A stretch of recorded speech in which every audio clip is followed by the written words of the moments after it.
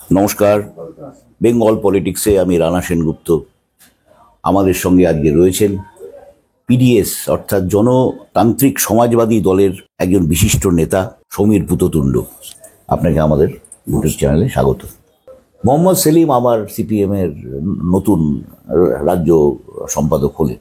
নতুন কেউ হলে কি ভালো হতো, বা আপনাদের কাছে গ্রহণযোগ্য? ওদের ভেতরকার পরিস্থিতিতে ওরা কি মনে করেছে।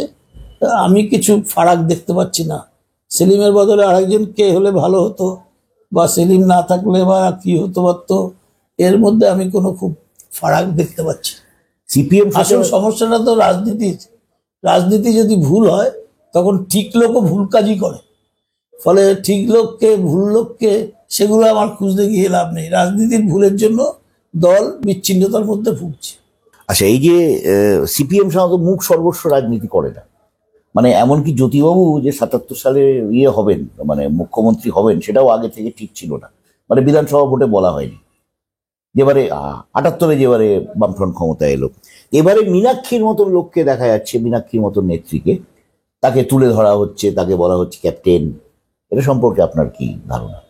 এটা কোনো মানে বামপন্থী দল হিসেবে একটা সঠিক পরিকল্পনা বলে আমার মনে হয় না। আচ্ছা, কারণ রাজনীতির ভুলটাকে চাপা দেওয়ার জন্য, রাজনীতির ভুলটা তো এখনো তারা স্বীকার করেনি। হ্যাঁ হ্যাঁ হ্যাঁ, ২৫-৩০ বছর ধরে একই ভুল তারা করে যাচ্ছে। চাপা দেওয়ার জন্য সংগঠনের ক্ষেত্রে নতুন প্রজন্মকে সামনে নিয়ে আসছে, এই যে কথাটা বলেছে, এই কথাটাই ভুল। আমরা যখন 85-এ পার্টি স্টেট কমিটিতে 85 এবং তারপরে আমরা আসছি, আমরা তো ৫-৬ জন ছিলাম, কোথাও তো প্রচার হয়নি যে নতুন মুখ নিয়ে আসছি আমরা। এগুলো রাজনীতির গোলমালকে ধামাচাপা দেওয়ার জন্য সংগঠনের কথা বলা, এবং অভিজ্ঞতায় দেখা গেছে এই সময়ের মধ্যে যে তাতে কোনো বাড়তি নতুন ফল বামপন্থীরা পেতে পারে। প্রকাশ কারাট রাজ্য সংগঠনে বলেছেন যে বাংলার রাজনীতিতে তরুণ প্রজন্মের সংখ্যা খুব কম যারা সিপিএম এ যোগদান করছেন, যেটা বাইরের স্টেটগুলোতে যেটা রয়েছে। তো এটাই কি, আপনি কি ওই লিঙ্কটাই বলছেন যে মানে তরুণ প্রজন্মকে? ওটা আরেকটা ইস্যু। সেটা হচ্ছে যে নিউ জেনারেশনকে অ্যাট্রাক্ট করতে পারছে না আজকের প্রতিষ্ঠিত বামেরা, নতুন প্রজন্মকে আকর্ষণ করতে পারছে, আকৃষ্ট করতে পারছে না। আর এটা হচ্ছে সিপিআইএম এর ভেতর যারা নতুন প্রজন্মের ছেলেমেয়েরা আছে তাদেরকে সামনে রেখে আমরা পুরনো ভুলটাকে স্বীকার না করে, দুর্বলতা যা প্রকাশ্যে চলে আসছে সেই দুর্বলতা কাটাবো আমরা এই নতুন প্রজন্মকে সামনে রেখে। এই ভিত্তিতে একটা আবেদন নিয়ে তারা লোকের মধ্যে কাজ করছে। এই যে মীনাক্ষীকে ক্যাপ্টেন হিসেবে তুলে ধরা, বা বারবার মানে গতকাল যে জনসভা ছিল কানপুরিতে, সেখানেও বিরাট কাটআউট লাগানো হয়েছিল যে বাংলার ক্যাপ্টেন মীনাক্ষী। এই যে প্রচারটা, এসব কথা, এসব পরিভাষা বাম আন্দোলনে চলে না। কারণ বামপন্থীরা বিশ্বাস করে নেতা মাটি ফুঁড়ে ওঠে না, গাছ ঝাড়লেও পাওয়া যাবে না। মানুষের মধ্যে লড়াইয়ের মধ্য থেকে নেতা তৈরি হয়। ওই যে মানে নেতৃস্থানীয় কর্মী যারা থাকে তার মধ্যে প্রধান নেতা কারা হবে সেটা কেউ মার্কিং করে বলে দিতে পারে না। মার্কিং করে কর্মী বাছাই করে রাজ্য কমিটিতে ৮০ জনের মধ্যে একজনকে আনা যেতে পারে, কিন্তু এই ৮০ জনের মধ্যে কে নেতা হবে এটা প্রজেকশন করলে হবে না। দুদিন বাদে দেখা যাবে মই সরিয়ে নিলে পড়ে যাবে। কাজে ওটা ওইভাবে হয় না, ওটা লড়াইয়ের ময়দান থেকে নেতা উঠে আসে। সেরকম পরিস্থিতি এখন পশ্চিমবাংলায় প্রতিষ্ঠিত বামেদের নেই, ফলে তারা কিছু মুখকে সামনে রেখে কিছু চেষ্টা করছে। আপনার তো প্রচুর মানে রাজনৈতিক প্রজ্ঞা তো প্রচুর, মানে আপনি দীর্ঘদিন ধরে জড়িয়ে রয়েছেন, আপনি তো দেখে বুঝতে পারেন যে কার সম্ভাবনা কতটা। এই যে মীনাক্ষী করাচ্ছে, মীনাক্ষীর সম্ভাবনা কতটা বলে আপনার? ভালো কর্মী হিসেবে কাজ করছে, করবে, এর থেকে বেশি কিছু নয়। মানে আপনি তার উপরে কিছু ভাবছেন না? মানে অনেকেই অনেক মহল থেকে দাবি করা হচ্ছিল যে রাজ্য কমিটি সম্পাদক করে দেওয়া হোক, যদি নতুন করে বার্তা দেওয়া হোক, তরুণ প্রজন্মের কাউকে তুলে নিয়ে এসে।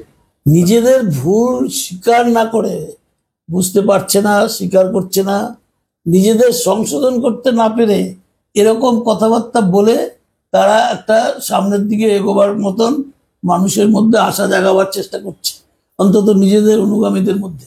তাতে ক বছরে তো কোনো লাভ হয়। ২১ থেকে ২৬ তো কম সময় নয়, ৫ বছর হয়ে গেছে। তাহলে ওরকম ভাবে একটা কয়েকজনকে সামনে এনে যেভাবে যা করেছে তার তো আরো ক্ষতি হয়েছে। 21-এর আগে অনেক বিধায়ক ছিল, 21-এর থেকে শূন্য হয়ে গেছে। আচ্ছা, এই যে আপনার এই যে একাধিক জেলা সম্মেলনে সিপিএম এর কথা বলছি, দেখা গেল যে প্রচুর সমস্যা উঠে এলো, যা অতীতে একটা সময় যখন সিপিএম ক্ষমতায় ছিল ওগুলো দেখা যায়নি। এই যে তন্ময় ভট্টাচার্য সাসপেন্ড হয়ে গেল, সুশান্ত ঘোষকে দল থেকে কার্যত বিতাড়িত করে দেওয়া হলো, এদের ভবিষ্যৎ কি এক নম্বর? আর এই যে সিপিএম এর কি নিয়ন্ত্রণ কমে যাচ্ছে আস্তে আস্তে? যে পদ্ধতিতে বামেরা চলে, সাংগঠনিক নীতিতে গণতান্ত্রিক কেন্দ্রিকতা যেমন আমি মানি না, তেমনি গণতন্ত্রের ভিত্তিতেই বামপন্থীরা সব থেকে সুশৃঙ্খল, নীতিসম্মত, বিশ্বাসযোগ্য, নির্ভরযোগ্য রাজনৈতিক শক্তি। এটা অন্যরা কেউ তা নয়। সেক্ষেত্রে প্রতিষ্ঠিত বাম দল হিসেবে এখন যেভাবে চলছে এরা, তার মধ্যে থেকে মানে পায়ে পায়ে দুর্বলতাগুলো ফুটে উঠছে। আচ্ছা, মানে দক্ষিণ চব্বিশ পরগনায় যে নিয়ন্ত্রণ, এবার এই যে দক্ষিণ চব্বিশ পরগনা বা উত্তর চব্বিশ পরগনা ঘটনা ঘটেছে, আজকে থেকে 88 মানে কত বছর হলো, 12 আর 25 37 বছর আগে আমার দক্ষিণ চব্বিশ পরগনা জেলায় ভোট হয়েছে। ভোট করে কমিটি হয়েছে, প্যানেল তৈরি করে ব্যালটে ভোট দিয়ে। তাই নিয়ে তো এরকম কথা ওঠেনি। আজকে আমি একটা কোথায় বলেছি বলার সময় যে এই বিরোধটা কি, কেন হচ্ছে। আমরা যখন বিরোধ হয়েছে, আমাদের বিরোধ ছিল তখনও 96 জ্যোতিবাবুর প্রশ্ন আসেনি, কিন্তু বামফ্রন্ট সরকারকে আমরা কতটা ব্যবহার করতে পারি, এই নির্বাচনী ব্যবস্থাকে আমরা কতটা ব্যবহার করতে পারি সমাজ পরিবর্তনের সংগ্রামে, এই নিয়ে বিরোধ ছিল। আজকের দিনে বিরোধের বিষয় কি? আজকের দিনে পার্টি শূন্য যখন হয়ে গেছে, তখনও এই বিরোধ, এটার কোনো অর্থ মানে আমার কাছে পরিষ্কার নয়। এবং রাজনীতিতে আমি যাদের চিনি, জানি, তাদের মত জানি, তারা পরিষ্কার ভিন্ন দুটো শিবিরের মানুষ এক হয়ে একটা শিবির বানাচ্ছে। এটার ভিত্তি কি, এর নতুন রাজনীতি কি, কিছুই পরিষ্কার সামনে লোকের কাছে আসছে না। তার মানে একটাই হতে পারে যে ক্ষমতায় না থাকলেও দল হিসাবে যেহেতু অনেকের থেকে বড়, সেই কারণে ক্ষমতাশালী দল সেই হিসেবে তার ক্ষমতা নিজের গ্রিপে রাখার চেষ্টা করা, এছাড়া অন্য কিছু এর মধ্যে আছে বলে আমি মনে করি। তন্ময় ভট্টাচার্য দল থেকে সাসপেন্ড হয়েছেন, সুশান্ত ঘোষকে দল থেকে কার্যত বিতাড়িত করে দেওয়া হচ্ছে। এদের কি সামনে কি রাস্তা খোলা রইল? তাদের কি বাধ্য হয়ে আমরা যখন জেলা পার্টিতে ছিলাম, পার্টি করেছি, আমি যখন সেক্রেটারির দায়িত্ব পালন করছি, আমরা যখন জেলা পার্টি পরিচালনায় গুরুত্বপূর্ণ ভূমিকা আছে, আমাদের জেলায় আমরা সুশান্ত ঘোষকে বক্তৃতা করার জন্য আসতে আপত্তি করতাম। আচ্ছা, আমাদের জেলার ভেতরে বিরোধ ছিল, অন্য অংশ যারা, তারা নিয়ে আসতো একটা বিপ্লবী নেতাকে, আর আমরা তার যা কাজকর্ম জানতাম, তাতে মানুষের থেকে পার্টি বিচ্ছিন্ন হবে ওরকম লোককে সামনে আনলে আমরা আমাদের প্রচার মিটিংয়ে তাকে আনতাম না ফরমালি। আমি যতক্ষণ সেক্রেটারি ছিলাম, জেলা সিপিআইএম এর থেকে ফরমালি কখনো সুশান্ত ঘোষকে বক্তা হিসেবে দক্ষিণ চব্বিশ পরগনায় আনা হয়নি। ব্যক্তি হিসাবে কেউ গিয়ে রাজ্য পার্টির সঙ্গে কথা বলে মিটিং করে থাকতে পারে। এক দ্বিতীয় কথা হচ্ছে, তন্ময়ের ক্ষেত্রে যেটা করেছে, সাসপেন্ড করে আবার সাসপেনশন তুলে আবার সাসপেন্ড, এগুলো লোকে বোঝে না। সিপিআইএম এর ভেতরে একটা সংগঠনের কি ফর্ম আছে, সেই ফর্ম অনুযায়ী কি কি স্টেপের মধ্যে দিয়ে যেতে হবে। তারা যাকে সাসপেন্ড করার মতন তাকে উদ্যোগ করেছিল কেন? তারা যারা যদি উদ্যোগ করেছিল তাহলে সাসপেন্ড করেছিল কেন? এবং যদি উদ্যোগ করলো তাহলে আবার সাসপেন্ড হলো কেন? আর যে অভিযোগ তন্ময় সম্পর্কে এসছে, এটা যদি সত্যি হয় তাহলে সেটা ওপেন সিক্রেট। তাহলে একটা সাংবাদিককে কেন্দ্র করে ঘটনার ভিত্তিতে ওটা ধরা হবে কেন? সাধারণ চালচলনের মধ্যে থেকেই সেটা পার্টির কাছে অভিযোগে আসবে। সেগুলো কিছু আসেনি। এবং আমি এটা সিম্পল মনে করি, ওদের আমি তখন বলেছি একটা জায়গায়, অন্য কিছুর মধ্যে ওকে যদি আগেই সাসপেন্ড করা হতো আমার কিছু বলার থাকতো না। আচ্ছা, কিন্তু কনফারেন্সের মুখে এই সাসপেনশন আমি তীব্র বিরোধী। এটা করা অগণতান্ত্রিক হয়েছে। নিশ্চয়ই আছে। ওখানে জেলায় যে ভাগাভাগি আমরা তো পাবলিকলি দেখলাম, এবং তাতে বোঝা উত্তরে তো জেলা সম্পাদকই হেরে গেলেন মীরা চক্রবর্তী। তাতে তাতে বোঝা গেল যে জেলা সম্পাদক হেরে গেলেন মানে মেজরিটি পার্টি, সেই মেজরিটি পার্টি রাজ্য পার্টির কনফিডেন্সে নেই, বা মেজরিটি পার্টি রাজ্য পার্টিকে কনফিডেন্সে নেয় না, এটা বোঝা গেল ওখানে। তাহলে ওরকম একটা পরিস্থিতিতে যে পার্টির ভেতরে সাংগঠনিক দিক থেকে গুরুত্বপূর্ণ অবস্থানে আছে, তাকে যতই অপরাধ করুক কনফারেন্সের মুখে এসে যে অপরাধ তার আগে অনেক হয়েছে বলে তারা মনে করছে, তারা বলেছে পরে সাসপেন্ড করার সময়, তা যদি হয়ে থাকে কনফারেন্সের মুখে এসে এই সাসপেনশন করা উচিত হয়নি। এটা অগণতান্ত্রিক কাজ হয়েছে। আমি ওর কোনো কাজ খারাপ থাকলে তার কোনো সাপোর্ট করছি না, তার জন্য ওকে যদি বহিষ্কারও করতে আগে তা নিয়েও আমার কিছু বলার নেই। কিন্তু সেরকম ব্যাপার যদি কারোর মধ্যে থাকে তাহলে কনফারেন্সের মুখে জিইয়ে রেখে সাসপেন্ড করা এটা একদম অন্যায় হয়েছে। আচ্ছা, এই যে মানে বিষয়টার মধ্যে বৈরিতা, একটা অদ্ভুত বৈরিতা রয়েছে। মানে ধরুন একই ঘটনা, মানে মহিলা সংক্রান্ত অভিযোগ তো সুশান্ত বাবুর বিরুদ্ধে রয়েছে, কিন্তু তার বিরুদ্ধে কোনো তদন্ত দেখা যায়নি, ছুটিতে পাঠানো হয়েছে। যখন অভিযোগ ছিল নানান রকমের, তারপরে তাকে জেলার সেক্রেটারি করেছিল কেন? এটাই তো মেইন প্রশ্ন। সেই অভিযোগটা পরে এসেছে। না না, মাঝে তো ছুটিতে মানে সেক্রেটারি তাহলে তাকে করেছিল কেন? পাবলিকলি সেটা আসতে হবে। আমরা বলেছি এগুলো কথা, যে পার্টির কাছে যেহেতু সমর্থনের জন্য আমাদের যেতে হয়, কাজে পার্টিতে কিছু গোপন কথা আছে যেগুলো লোকে জানতে চায়, সেগুলো গোপন বলবো না আমি, এই পদ্ধতি পাল্টাতে হবে।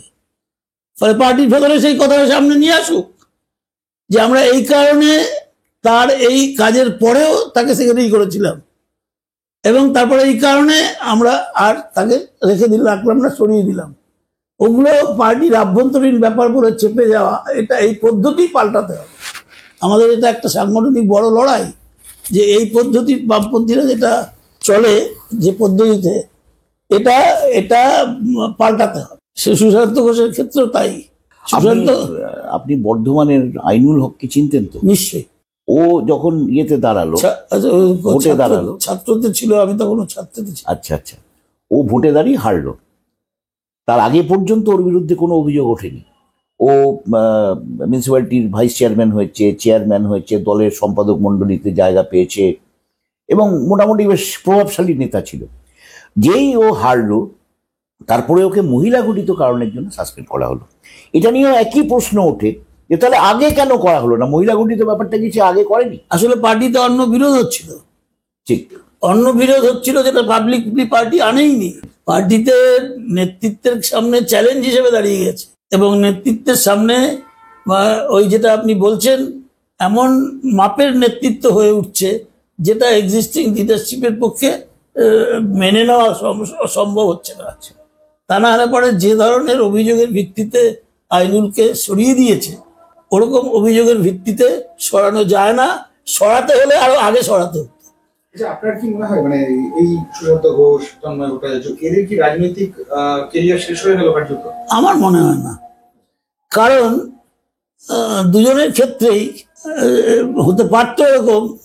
যদি ওরা রাজনীতি করতে চায় তাহলে হবে না, এই জন্য যে সাসপেন্ড করে উইথড্র করে আবার সাসপেন্ড করা, এটা লোকের কাছে ক্লিয়ার নয়। এটা সংগঠনের পদ্ধতি হিসেবে যাই বলুক, লোকে বুঝতে পারবে না। পার্টি সেক্রেটারি করলাম, তারপরে তাকে আবার সরিয়ে দিলাম। যখন সেক্রেটারি করলাম তারপরে অনেক অপরাধ তার ভিত্তিতে তো নয়, অপরাধ আগেই অনেক জমে আছে, তাহলে এগুলো লোকের কাছে পরিষ্কার নয়। ফলে ওরা যদি রাজনীতি করতে চায় আমার মনে হয় করতে পারবে। মানে সমীর দা, একটু পিন পয়েন্টে বলি যে তাহলে আপনি মনে করছেন যে সিপিএম এ এখনো আপনাদের সময় যেমন ছিল এখনো তাই আছে, মুষ্টিমেয় কিছু লোক ছড়ি ঘোরাচ্ছে পার্টির উপর? এই গণতান্ত্রিক কেন্দ্রিকতার নীতি, এর পরিণতি কি যেটা সোভিয়েতে হয়েছিল, পার্টির ভেতরে যারা মেজরিটি তারা পার্টি চালাবে, মাইনরিটি পার্টি চালাবে না। মাইনরিটি কথাটা লোকের কাছে যাবেও না। আচ্ছা, যেটা আমরা বলেছি সেটা আসতে হবে, যে মাইনরিটি হলো কি বলতে চায় সেটা লোকের কাছে পরিষ্কার আনতে হবে। যেটা সফি বলেছিল যে আমার বক্তব্যটা পরিষ্কার করে লোকের কাছে আনা হোক। এক, দ্বিতীয় হচ্ছে মেজরিটিরা যদি পার্টি চালায় তাহলে মেজরিটির মধ্যে আবার গোষ্ঠী আছে, মেজরিটির মধ্যে আবার ভাগাভাগি থাকে, তাহলে সেই ভাগাভাগিতে বড় গোষ্ঠী পার্টি চালাবে, আলটিমেটলি গোষ্ঠীপতি পার্টি চালাবে। এই হচ্ছে সাংগঠনিক কাঠামো যেটা আমরা বিরোধী। সে আদিম যুগে মানুষ যেমন ছিল আলটিমেটলি গোষ্ঠীপতি পার্টি চালাচ্ছে। গোষ্ঠীপতি সব আর কি। মানে একটা মানে যতই মুখে গণতন্ত্রের কথা বলা হোক না কেন, আলটিমেটলি প্রত্যেকেই ভেতরে ভেতরে একটা ডিক্টেটরশিপ অব্দি হ্যাঁ, পড়ে দাঁড়িয়ে কথাটার মধ্যেই তো হ্যাঁ, গণতন্ত্র নেই। ব্যক্তি ডিক্টেটরের বিরুদ্ধে সমষ্টিগত ডিক্টেটরশিপ। এবার সমষ্টিগত ডিক্টেটরশিপটা সমষ্টির মধ্যে মেজরিটির ডিক্টেটরশিপ, মেজরিটির ডিক্টেটরশিপটা মেজরিটির মধ্যে গোষ্ঠীর ডিক্টেটরশিপ। আলটিমেটলি তার যে নেতা, সেক্রেটারি বা পলিট ব্যুরো বাছাই করা কয়েকজন মেম্বার, তারা মিলে যা করবে তাই হবে। ঠিক ঠিক।